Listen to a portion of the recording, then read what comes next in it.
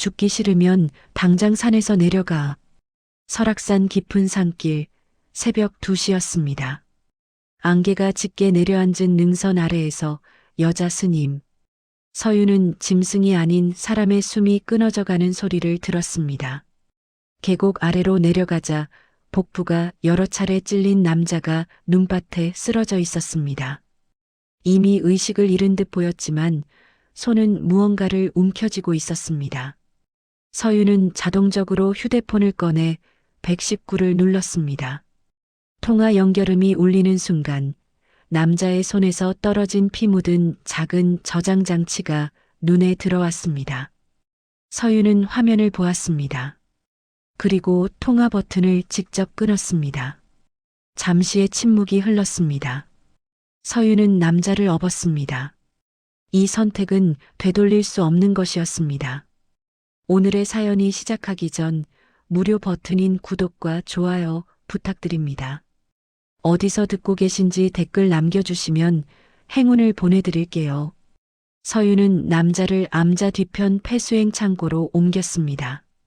마취제는 없었습니다. 소독도 최소한이었습니다. 하지만 그녀는 손을 멈추지 않았습니다. 촛불빛 아래서 서유는 남자의 복부 상처를 확인했습니다. 칼날이 들어간 각도와 깊이를 보니 급소를 비껴간 것이 오히려 이상했습니다.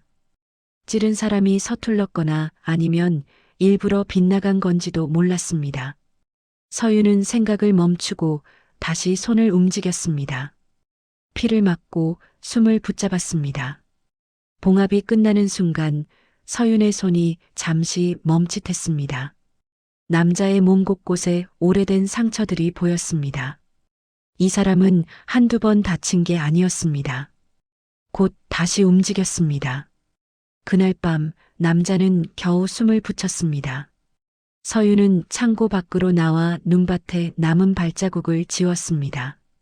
피 묻은 옷가지는 태웠고 저장장치는 승복 안쪽 깊숙이 숨겼습니다. 새벽 예불 시간이 다가왔습니다. 서유는 법당으로 향했습니다. 목탁 소리가 고요한 산사에 울려 퍼졌습니다. 아무 일도 없었던 것처럼 하루가 시작되었습니다. 하지만 서유는 알고 있었습니다. 이 선택이 자신의 삶을 완전히 바꿀 것이라는 것을요. 사흘이 지났습니다. 남자는 여전히 깨어나지 않았습니다. 서유는 하루에 2번 창고를 찾아가 상처를 확인하고 링거를 교체했습니다. 매번 방문할 때마다 심장이 빠르게 뛰었습니다. 이 사람이 누구길래? 서유는 혼잣말을 멈췄습니다. 알고 싶지 않았습니다. 알면 안 되는 것이었습니다. 나흘째 되는 밤이었습니다. 서윤이 창고 문을 열자 남자의 눈이 떠져 있었습니다. 두 사람의 시선이 마주쳤습니다. 남자는 말이 없었습니다. 서윤도 먼저 묻지 않았습니다. 긴 침묵 끝에 남자가 입을 열었습니다. 여긴 어디죠? 서윤은 대답하지 않았습니다. 기억이 없습니다. 서윤은 고개를 끄덕였습니다. 이름을 묻지 않았습니다. 당분간 당신 이름은 무명입니다. 남자는 무명이라는 이름을 되뇌었습니다. 그리고 조용히 고개를 끄덕였습니다. 관계는 만들지 않기로 했습니다. 살리기만 하면 되는 것이었습니다. 무명은 더 이상 묻지 않았습니다. 서윤도 더 이상 말하지 않았습니다. 그렇게 기묘한 동거가 시작되었습니다. 무명은 일주일 만에 일어났습니다. 상처 회복 속도가 보통 사람보다 빨랐습니다. 서윤은 그것을 눈치챘지만 묻지 않았습니다. 무명은 말이 적었습니다. 필요한 말만 했습니다. 물 좀 주십시오. 고맙습니다. 존댓말을 썼지만 눈빛은 평온했습니다. 두려워하거나 당황하는 기색이 없었습니다. 서윤은 그것이 더 신경 쓰였습니다. 보통 사람이라면 질문을 쏟아냈을 것입니다. 여기가 어디인지, 자신에게 무슨 일이 있었는지, 왜 구해준 건지. 하지만 무명은 아무것도 묻지 않았습니다. 마치 이런 상황에 익숙한 사람처럼요. 2주일이 지나자 무명은 혼자 걸을 수 있게 되었습니다. 서윤이 창고에 들어서자 무명이 벽에 기대어 서 있었습니다. 이제 괜찮습니다. 서윤은 상처를 확인했습니다. 봉합 부위가 깨끗하게 아물고 있었습니다. 아직 무리하면 안 됩니다. 알고 있습니다. 무명은 다시 누웠습니다. 서윤은 새 붕대를 꺼내며 물었습니다. 정말 아무것도 기억나지 않습니까? 무명은 천장을 보며 대답했습니다. 아무것도요. 거짓말이었습니다. 서윤은 알 수 있었습니다. 하지만 추궁하지 않았습니다. 자신도 숨기는 것이 있었으니까요. 한 달이 지났습니다. 무명은 창고 안에서만 지냈습니다. 서윤이 하루 세 끼를 가져다 주었고 필요한 것들을 챙겨 주었습니다. 어느 날 저녁 서윤이 저녁 공양을 들고 들어가자 무명이 말했습니다. 제가 할 수 있는 일이 있다면 시키십시오. 필요 없습니다. 이렇게만 있는 건 제 성격에 안 맞습니다. 서윤은 무명을 바라보았습니다. 한 달 전 죽어가던 사람이 이제는 멀쩡히 앉아서 일을 하겠다고 말하고 있었습니다. 몸이 완전히 나으면 생각해 보겠습니다. 지금도 괜찮습니다. 안 됩니다. 서윤의 목소리에 힘이 들어갔습니다. 무명은 더 이상 말하지 않았습니다. 하지만 다음 날부터 무명은 창고 안을 정리하기 시작했습니다. 쌓여있던 낡은 벚구들을 가지런히 정리하고 먼지를 닦았습니다. 서윤은 말리지 않았습니다. 그렇게 이 기묘한 관계는 계속되었습니다. 묻지 않고 말하지 않고 그저 시간만 흘러갔습니다. 어느 날 밤이었습니다. 서윤이 창고 문을 열자 무명이 창가에 서 있었습니다. 밖이 궁금하십니까? 아니요. 거짓말 마십시오. 무명이 돌아보았습니다. 달빛에 비친 그의 얼굴은 담담했습니다. 궁금하지 않습니다. 밖에 나가면 당신에게 피해가 갈 테니까요. 서윤은 아무 말도 하지 못했습니다. 무명이 다시 말했습니다. 제가 누군지는 모르겠지만 분명 좋은 사람은 아닐 겁니다. 그러니 저를 여기 가둬두는 게 맞습니다. 당신이 무슨 사람인지는 제가 판단할 일입니다. 이미 판단하셨잖습니까? 119에 신고하지 않고 저를 숨긴 것으로요. 서윤은 할 말이 없었습니다. 무명의 말이 맞았습니다. 그날 밤 서윤은 오랜만에 잠을 이루지 못했습니다. 한 달 반이 지났습니다. 무명의 상처는 완전히 아물었습니다. 이제 붕대도 필요 없었습니다. 어느 날 아침 서윤이 창고로 가자 무명이 말했습니다. 이제 나가도 되겠습니까? 산길은 험합니다. 괜찮습니다. 서윤은 잠시 망설이다 고개를 끄덕였습니다. 새벽에만 나오십시오. 다른 스님들이 보면 안 됩니다. 알겠습니다. 다음 날 새벽부터 무명은 암자 뒤편에서 일을 시작했습니다. 장작을 패고 물을 길었습니다. 눈길을 치우고 쌓인 낙엽을 정리했습니다. 서윤은 멀리서 지켜보았습니다. 무명의 움직임에는 군더더기가 없었습니다. 도끼를 쥔 손의 각도, 물동이를 옮기는 걸음걸이, 눈을 치우는 삽질 하나하나가 정확했습니다. 복부에 깊은 상처가 있었는데도 몸의 균형이 무너지지 않았습니다. 이 사람, 훈련받은 몸이다. 서윤은 묻지 않았습니다. 하지만 확신했습니다. 이 사람은 보통 사람이 아니었습니다. 일주일 후였습니다. 서윤이 법당 청소를 하고 있을 때 무명이 다가왔습니다. 도와드리겠습니다. 법당은 안 됩니다. 왜죠? 당신은 아직 속인입니다. 무명은 고개를 끄덕이고 돌아섰습니다. 서윤은 그의 뒷모습을 보며 생각했습니다. 왜 아무것도 묻지 않는 걸까? 보통 사람이라면 자신이 누구인지, 어떻게 여기 왔는지 궁금해했을 것입니다. 하지만 무명은 한 번도 묻지 않았습니다. 마치 알고 싶지 않은 것처럼요. 아니면 이미 알고 있는 것처럼요. 한 달이 더 지났습니다. 무명은 묵묵히 일했습니다. 말은 여전히 적었지만 표정은 조금씩 부드러워졌습니다. 어느 날 저녁 서윤이 공양을 가져가자 무명이 물었습니다. 스님은 왜 저를 구하셨습니까? 서윤은 대답하지 않았습니다. 신고하지 않은 이유도 알고 싶습니다. 묻지 않기로 하지 않았습니까? 제가 묻는 건 저에 대한 게 아닙니다. 스님에 대한 겁니다. 서윤은 밥그릇을 내려놓으며 말했습니다. 그것도 묻지 마십시오. 알겠습니다. 무명은 더 이상 묻지 않았습니다. 하지만 서윤은 알고 있었습니다. 이 남자가 계속 지켜보고 있다는 것을요. 자신을 구한 이유를 알아내려 하고 있다는 것을요. 며칠 후였습니다. 서윤이 새벽 예불을 마치고 나오는데 무명이 눈길을 치우고 있었습니다. 이렇게 이른 시간부터 하지 않아도 됩니다. 할 일이 없어서요. 그럼 쉬십시오. 쉬는 것도 익숙하지 않습니다. 서윤은 무명을 바라보았습니다. 그의 얼굴에는 피로가 없었습니다. 오히려 일을 하지 않을 때 더 불안해 보였습니다. 이 사람은 멈추는 법을 모른다. 서윤은 조용히 물었습니다. 평생 일만 하며 사셨습니까? 무명의 손이 멈췄습니다. 모르겠습니다.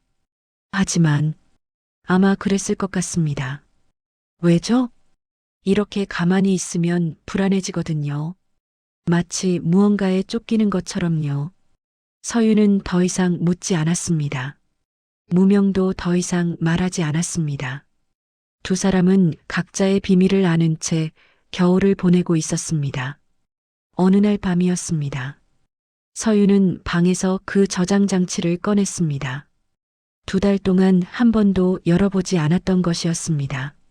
노트북에 연결하자 파일이 3개 떠올랐습니다. 첫 번째는 짧은 음성 파일이었습니다. 확실히 처리해. 남자의 목소리였습니다. 차갑고 단호했습니다. 두 번째는 숫자로 된 계좌 기록이었습니다. 이름은 없었습니다. 해외 송금 흔적만 남아 있었습니다. 세 번째 파일은 열리지 않았습니다. 암호가 걸려 있었습니다. 서윤은 화면을 보며 생각했습니다. 이 사람은 강도가 아니다. 그렇다면 무엇일까요? 서윤은 파일을 닫았습니다.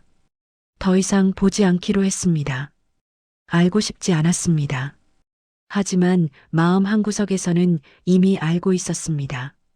이 남자가 위험한 사람이라는 것을요. 다음 날 아침이었습니다. 서윤이 창고로 가자 무명이 장작을 패고 있었습니다. 어젯밤에 못 주무신 것 같던데요. 서윤은 놀랐습니다. 어떻게 아셨습니까? 발소리가 다릅니다. 피곤한 사람의 발소리는 무겁거든요. 그런 것까지 아십니까? 몸이 기억하는 것 같습니다. 무명은 도끼를 내려놓으며 말했습니다. 스님, 제가 위험한 사람입니까? 서윤은 대답하지 않았습니다. 대답하지 않으셔도 됩니다. 저도 그렇게 생각하니까요. 왜 그렇게 생각하십니까? 이 몸이 기억하고 있습니다. 위험을 감지하는 법, 사람을 경계하는 법, 도망치는 법을요. 서윤은 무명을 바라보았습니다. 무명이 다시 말했습니다. 제가 무슨 일을 했는지는 모르겠지만 분명 좋은 일은 아니었을 겁니다. 그걸 어떻게 아십니까? 좋은 사람은 이렇게 찔려서 죽어가지 않습니다. 서윤은 할 말이 없었습니다. 무명의 말이 맞았습니다. 며칠 후였습니다. 서윤이 공양을 준비하는데 무명이 나타났습니다. 도와드리겠습니다. 됐습니다. 스님, 저는 짐입니다. 알고 있습니다. 서윤은 손을 멈췄습니다. 짐이 아닙니다. 그럼 뭡니까? 그냥 인연입니다. 무명은 웃었습니다. 처음 보는 표정이었습니다. 인연이라 좋은 말입니다. 그날 저녁 무명은 처음으로 서윤에게 말했습니다. 사람은 돈 앞에서 제일 빨리 변합니다. 서윤은 고개를 들었습니다. 무슨 말씀이십니까? 그냥 문득 떠오른 말입니다. 왜 그런 생각이 드셨습니까? 모르겠습니다. 하지만 확신합니다. 제가 그런 사람들을 많이 봤을 거라고요. 서윤은 묻지 않았습니다. 하지만 무명의 말은 계속 마음에 남았습니다. 일주일 후였습니다. 무명이 또 말했습니다. 사라지는 건 항상 맨 위에 있는 쪽이죠. 갑자기 왜 그런 말씀을 하십니까? 역시 그냥 떠오른 겁니다. 서윤은 무명을 바라보았습니다. 이 남자는 조금씩 기억을 되찾고 있는 것 같았습니다. 아니면 처음부터 알고 있었던 것을 조금씩 흘리고 있는 것일 수도 있었습니다. 서윤은 확신할 수 없었습니다. 하지만 한 가지는 분명했습니다. 이 남자는 돈과 권력 그리고 배신에 대해 누구보다 잘 알고 있는 사람이었습니다. 그날 밤 서윤은 다시 저장 장치를 꺼냈습니다. 세 번째 파일의 암호를 풀어보려 했지만 실패했습니다. 서윤은 노트북을 닫으며 중얼거렸습니다. 대체 당신은 누구입니까? 대답은 없었습니다. 하지만 서윤은 알고 있었습니다. 곧 답을 알게 될 것이라는 것을요. 원하든 원하지 않든요. 석 달이 지났습니다. 암자에는 봄이 오고 있었습니다. 눈이 녹고 새들이 돌아왔습니다. 무명은 여전히 암자 뒤편에서 일했습니다. 이제는 텃밭까지 일구기 시작했습니다. 서윤은 그를 지켜보았습니다. 이상했습니다. 기억을 잃은 사람이 이렇게 능숙하게 농사를 지을 수 있을까요? 어느 날 오후였습니다. 서윤이 텃밭으로 가자 무명이 흙을 고르고 있었습니다. 농사를 배운 적이 있으십니까? 모르겠습니다. 하지만 손이 기억하네요. 신기한 일입니다. 스님도 그렇지 않습니까? 무슨 말씀이십니까? 몸이 기억하는 것들이 있잖습니까? 말로는 설명할 수 없지만 자연스럽게 나오는 것들이요. 서윤은 아무 말도 하지 못했습니다. 무명의 말이 자신을 향하고 있다는 것을 느꼈습니다. 며칠 후였습니다. 무명이 물을 깃다가 말했습니다. 스님은 여기 온 지 얼마나 되셨습니까? 3년입니다. 그 전에는요? 묻지 않기로 하지 않았습니까? 무명은 웃었습니다. 저는 제 과거를 묻는 게 아닙니다. 스님의 과거를 묻는 겁니다. 그것도 마찬가지입니다. 알겠습니다. 하지만 무명의 눈빛은 무언가를 알고 있다는 듯 했습니다. 그날 밤 서윤은 잠을 이루지 못했습니다. 무명이 자신을 의심하고 있다는 것을 느꼈습니다. 언제부터였을까? 아마 처음부터였을 것입니다. 자신이 구해준 순간부터 무명은 의심하고 있었을 것입니다. 왜 119에 신고하지 않았는지, 왜 혼자 수술을 했는지, 왜 숨겨주고 있는지, 보통 스님이라면 할 수 없는 일들이었습니다. 일주일 후였습니다. 비수기라 암자에는 방문객이 없었습니다. 하지만 그날은 달랐습니다. 도시 차림의 남녀 2명이 암자를 찾아왔습니다. 서윤이 마당에서 그들을 맞았습니다. 어서 오십시오. 남자가 명함을 내밀었습니다. 실종된 사람을 찾고 있습니다. 누구를 찾으십니까? 사진을 보여드리겠습니다. 남자는 사진을 꺼냈습니다. 하지만 서윤은 그 사진을 제대로 볼 수 없었습니다. 멀리서만 봐도 무명과 닮은 얼굴이었기 때문입니다.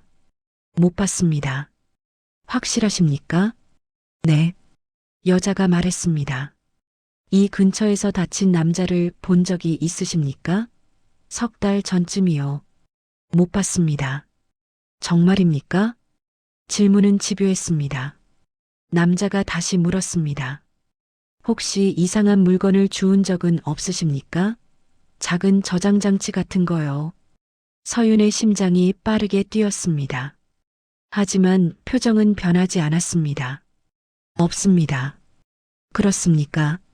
남자는 명함을 놓고 갔습니다.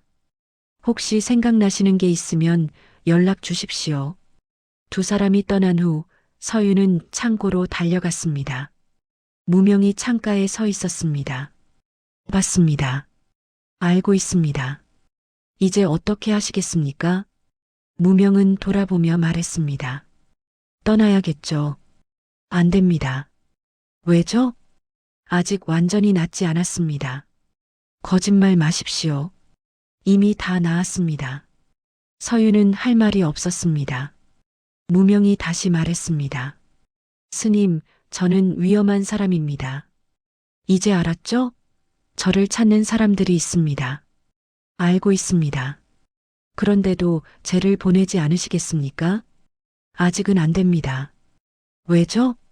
서윤은 대답하지 않았습니다. 대답할 수 없었습니다.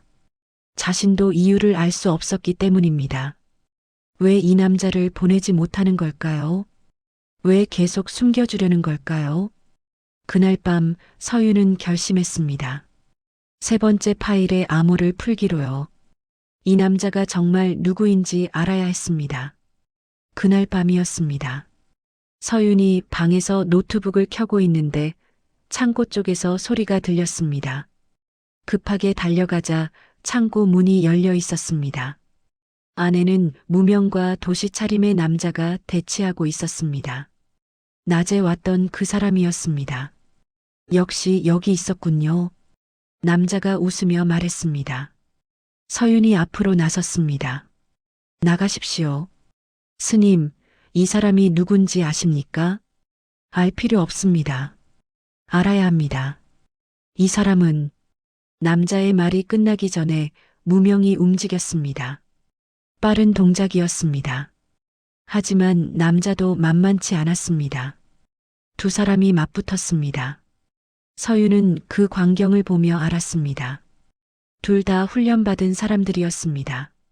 싸움은 격렬했습니다. 하지만 무명이 밀리고 있었습니다. 상처가 완전히 낫지 않았기 때문이었습니다. 남자의 주먹이 무명의 복부를 향했습니다. 그 순간 서윤이 움직였습니다. 남자의 손목을 잡아 꺾었습니다. 남자가 비명을 질렀습니다. 으악! 서윤은 남자를 제압했습니다. 맞고 꺾고 바닥에 눕혔습니다. 숨이 넘어가기 직전 남자가 웃으며 말했습니다. 이 여자 군 출신이네. 서윤의 손이 멈췄습니다. 그 순간 남자가 빠져나가 창문으로 뛰어내렸습니다. 추격하려 했지만 이미 늦었습니다. 서윤은 제자리에 서서 숨을 몰아쉬었습니다. 무명이 다가왔습니다. 괜찮으십니까? 서윤은 대답하지 않았습니다. 스님, 역시 보통 사람이 아니시군요. 언제 군대에 계셨습니까? 서윤은 무명을 바라보았습니다. 묻지 않기로 하지 않았습니까? 이젠 물어야 할 것 같습니다. 서로에 대해서요. 서윤은 창고 밖으로 나갔습니다. 내일 이야기합시다. 그날 밤 서윤은 법당에 앉아 있었습니다. 손이 떨렸습니다. 오랜만에 사람을 제압했습니다. 몸이 기억하고 있었습니다. 훈련받았던 그 시절을요. 나는 스님인데 혼잣말이 흘러나왔습니다. 문득 무명이 했던 말이 떠올랐습니다. 몸이 기억하는 것들이 있지 않습니까? 맞았습니다. 아무리 스님의 옷을 입어도 아무리 경을 외워도 몸은 여전히 전장에 있었습니다. 마음은 어디에도 없었습니다. 다음 날 아침이었습니다. 서윤이 창고로 가자 무명이 기다리고 있었습니다. 이야기할 준비 되셨습니까? 네. 두 사람은 마주 앉았습니다. 무명이 먼저 말했습니다. 스님은 군 의무병이셨죠? 서윤은 놀랐습니다. 어떻게 하셨습니까? 수술 실력과 격투 기술, 둘 다 가진 사람은 많지 않습니다. 특히 여자는요. 특수부대 의무병이었을 겁니다. 틀렸습니까? 서윤은 고개를 끄덕였습니다. 맞습니다. 왜 군대를 그만두셨습니까? 서윤은 대답하지 않았습니다.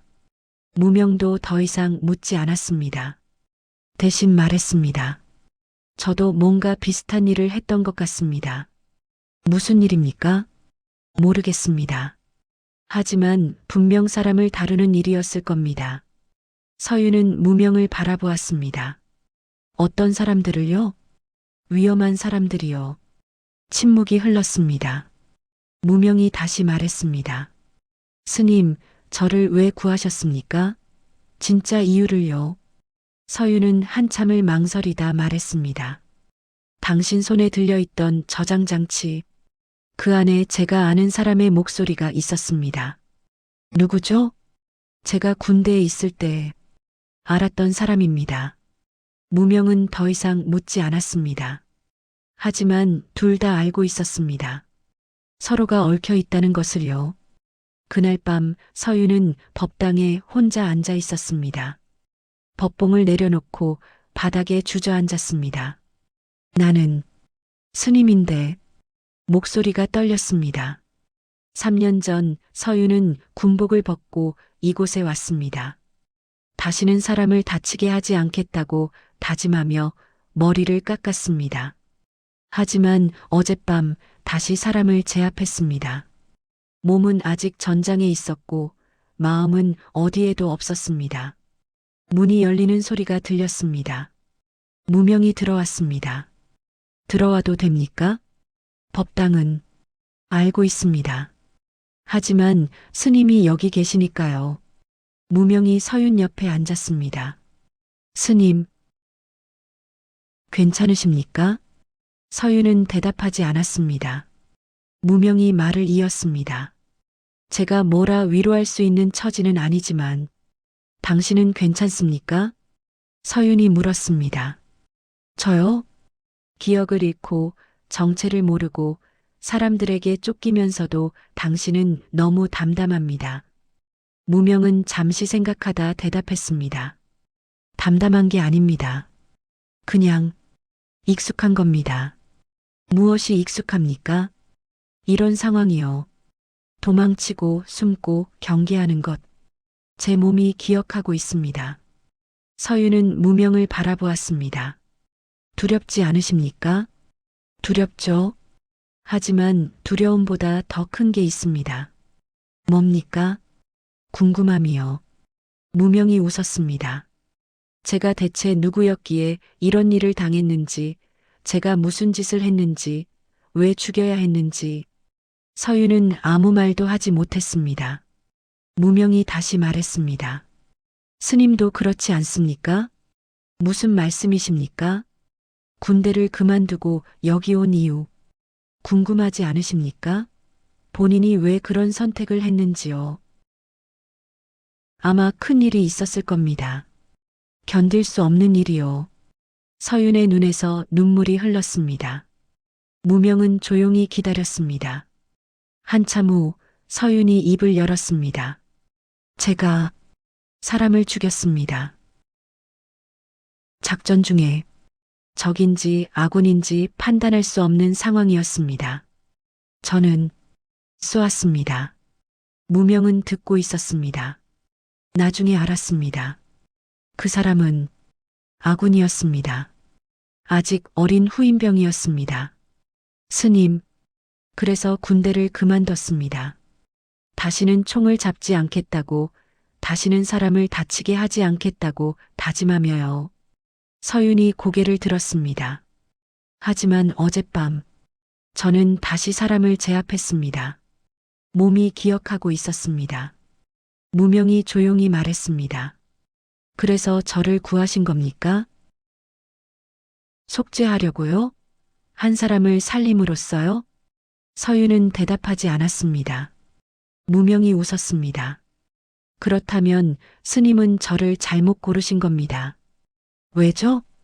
저는 아마 구원받을 가치가 없는 사람일 테니까요. 그건 제가 판단할 일입니다. 이미 판단하셨잖습니까? 저를 살린 것으로요. 두 사람은 한참 동안 말이 없었습니다. 밖에서 바람 소리가 들렸습니다. 무명이 일어서며 말했습니다. 스님, 저 때문에 스님이 다시 과거로 돌아가게 하고 싶지 않습니다. 무슨 말씀이십니까? 내일 떠나겠습니다. 안 됩니다. 그들이 다시 올 겁니다. 다음엔 더 많이, 더 위험하게요. 서유는 일어섰습니다. 그래도 안 됩니다. 왜죠? 아직 끝나지 않았습니다. 뭐가 끝나지 않았습니까? 서유는 대답하지 않았습니다. 대답할 수 없었습니다. 자신도 정확히 알 수 없었기 때문입니다. 하지만 한 가지는 확실했습니다. 이 남자를 보내면 다시는 볼 수 없을 것 같다는 느낌이었습니다. 그리고 그건 두려운 일이었습니다. 다음 날 밤이었습니다. 서유는 노트북 앞에 앉아 세 번째 파일을 다시 열었습니다. 암호를 풀기 위해 여러 조합을 시도했습니다. 1시간이 지났을 때였습니다. 파일이 열렸습니다. 화면에 뉴스 영상이 재생되었습니다. 대한민국 굴지의 대기업 태산그룹 회장이 실종되었습니다. 서윤의 손이 멈췄습니다. 지난 석 달 전부터 연락이 두절된 김태산 회장은 화면에 한 남자의 얼굴이 떠올랐습니다. 서윤은 숨이 멎는 것 같았습니다. 그 얼굴은 무명이었습니다. 아니, 무명이라 불렸던 그 사람이었습니다. 영상은 계속되었습니다. 태산그룹은 국내 5번째 규모의 재벌 기업으로 김태산 회장의 실종으로 주가가 폭락하고 서유는 화면을 멈췄습니다. 손이 떨렸습니다. 내가 재벌 회장을 구한 거였나? 다음 파일이 자동으로 재생되었습니다. 주가 화면이었습니다. 급락하는 그래프와 함께 여러 숫자들이 나열되어 있었습니다. 그리고 마지막 파일, 회의록 같은 문서였습니다. 김태산 회장 제거 계획. 서유는 숨을 멈췄습니다. 문서를 읽어 내려갔습니다. 내부 배신, 주가 조작, 경영권 탈취, 모든 계획이 상세히 적혀 있었습니다. 그리고 마지막 줄, 실행일 석 달 전 그날, 서유는 노트북을 닫았습니다. 이제 알았습니다.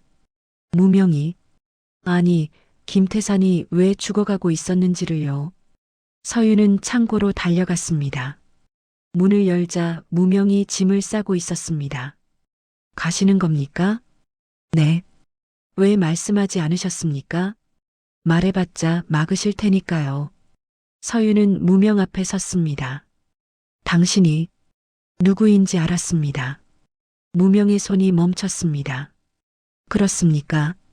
김태산, 태산그룹 회장.